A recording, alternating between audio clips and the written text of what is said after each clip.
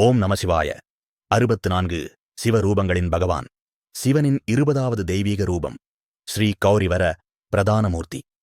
சதீதேவியின் தியாகத்திற்குப் பின் ஆதிசக்தி மீண்டும் பார்வதியாகப் பிறந்தார். ஹிமவான் மற்றும் மேனாவதி என்னும் தம்பதியரின் மகளாக பார்வதி தேவி சிவனை கணவனாகப் பெற கடுமையான தவம் செய்தார்.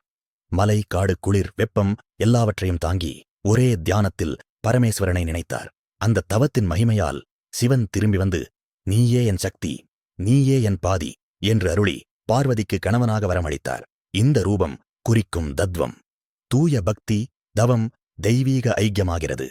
ஸ்ரீ கௌரிவர பிரதானமூர்த்தியை தியானிப்பவர்கள் திருமண தடைகள் நீக்கம், தம்பதியரிடையே ஒற்றுமை, பக்தியில் நிலைத்தன்மை, தெய்வீக அருள் பெறுவார்கள். இந்த ரூபம் நமக்கு கற்றுத்தருவது உண்மையான தவம் இதயத்தின் தூய்மையிலிருந்து பிறக்க வேண்டும்.